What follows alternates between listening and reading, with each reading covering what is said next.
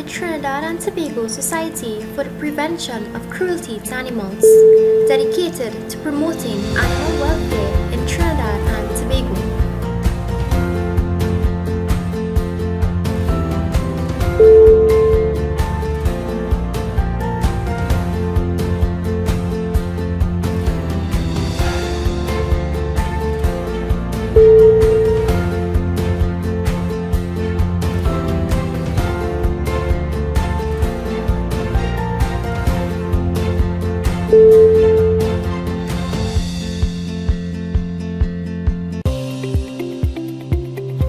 The organization is devoted to providing a temporary safe and secure environment for stray, lost, abandoned, relinquished, and boarding cats and dogs. On a day-to-day basis, animals are released outside to run freely within the boundary of fences that is provided. However, it is difficult to keep track of the location of every animal, though there are precautionary measures, as animals generally like to explore and tend to end up in sticky situations. Furthermore, when animals are adopted and rehomed, the circumstances that the animals will face are uncertain. In the multi-diverse country that we live in, festivals and celebrations occur often throughout, usually accompanied by the loud sounds of fireworks and music. Animals tend to get frightened and hence may run away from home, ending up lost, stolen, or even roadkill. This contradicts the initial aim of the organization, which is to prevent cruelty to animals, and therefore it is important to ensure that even after an animal is adopted, they are safe and secured in their homes. Additionally, the goal of the Trinidad and Tobago Society for the Prevention of Cruelty to Animals is to uphold an organization that encourages and promotes the continued safety of animals.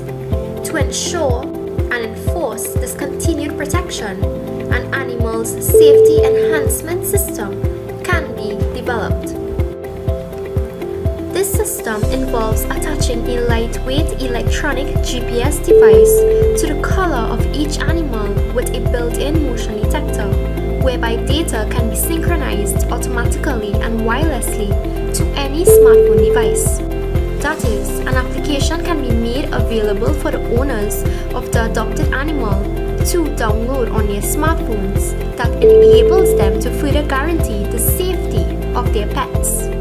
Perhaps for the shelter specifically, it would be fitting to also have the application run on a large screen at every branch in the country, tracking animals that currently reside in the shelter. The application can project a map showing the real-time location of the animals with its accompanied location history log, as well as a corresponding chart showing current activity levels of animals with its activity history log. This feature not only helps us to track the current location and activity of the animals to ensure their protection, but also shows their respective history, which can notify the home shelter and the clients of the adopted animals whether a cat or dog is unusually inactive and may potentially need medical help.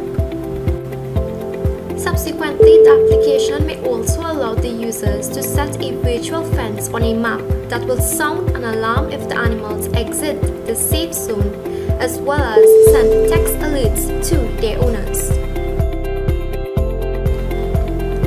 As this organization uses a flat file database to store information on services available, donations, and adoption records, inconsistent information is prevalent. Therefore, along with this application system, a database system can also be integrated to solve this issue. Updated information on an animal's activity level and location can then be sent periodically to a database stored on a central server in the Port of Spain shelter, whereby history logs can be generated for the TTS-PCA personnel to monitor and ensure that animals are safe within their homes they were adopted into and not re-abandoned. This animal's safety enhancement system achieves two main goals: equipping abductors of the animals with safety measures to ensure continued protection and ensuring that animals were not reabandoned again, ultimately preventing cruelty. The system shall project the real-time location of an animal on the app when the user selects the Track Your Pet option. Allow users to configure time intervals of location history log generation. Present a location history log of an animal to users when the location log option on the app is selected. Present on the app an activity level line chart showing the activity levels of an animal when the pet activity option is selected. Allow users to configure time intervals of activity level history log generation. Present on the app the activity level history when the activity history option is selected. Allow users to set a visual perimeter for an animal when they select the virtual fence option on the menu. Allow users to select a specific alarm sound from a list of sounds that would be sounded when an animal exits the perimeter for the alarm configured time. Allow users to configure how much time an animal can stay outside of the visual perimeter. Send predefined email alerts and text messages to users. Generate each day the activity level history log of adopted animals and present it to the user, enabling them to monitor records and report suspicious events.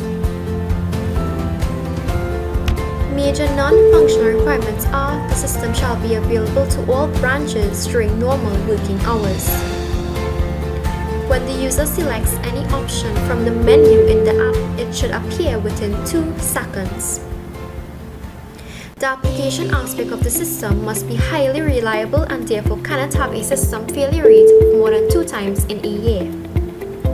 Data that were modified by users at a specific branch should be updated for all users accessing the database across all branches within 3 seconds.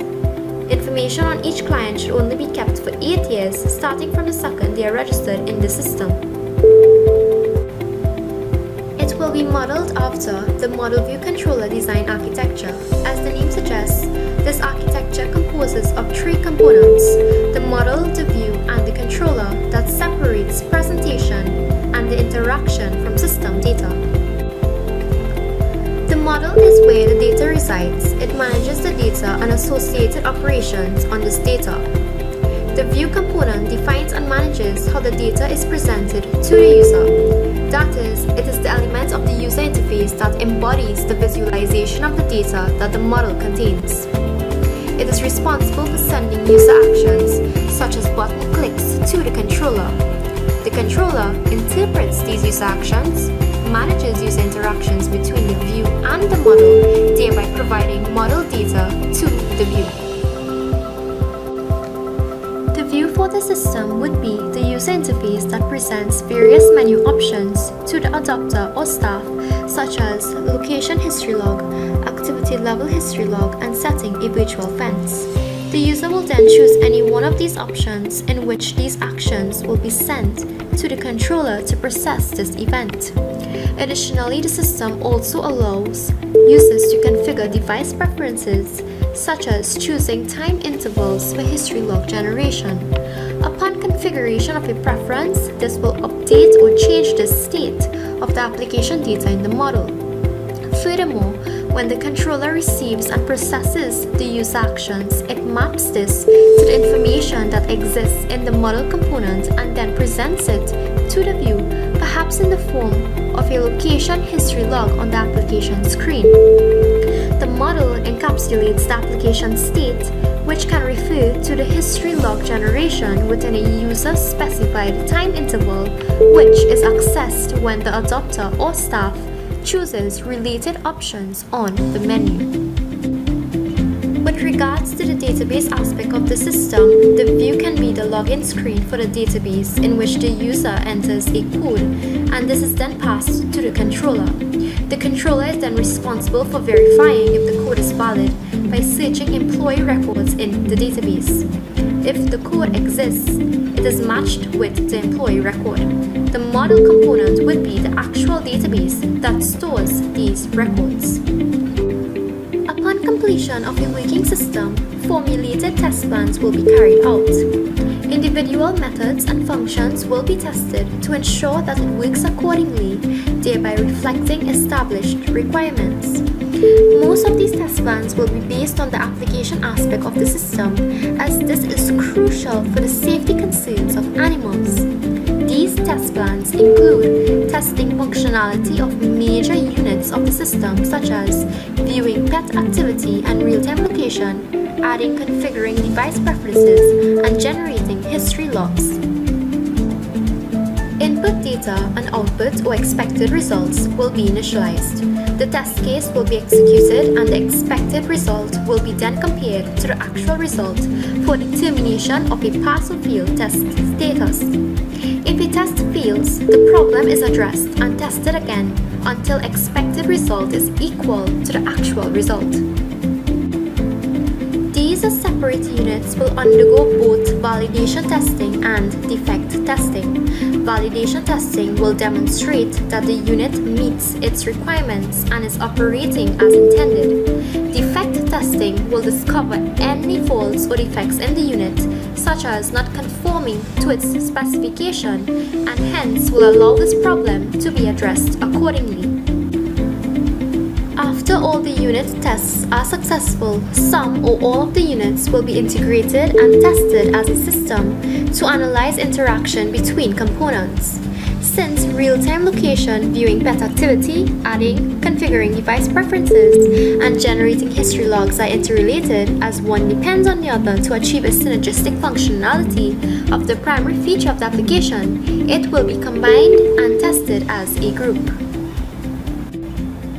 After integration testing is successful, you will be responsible for making decisions on the acceptability of the system to ensure that it does what you require it to do, enhancing animal safety.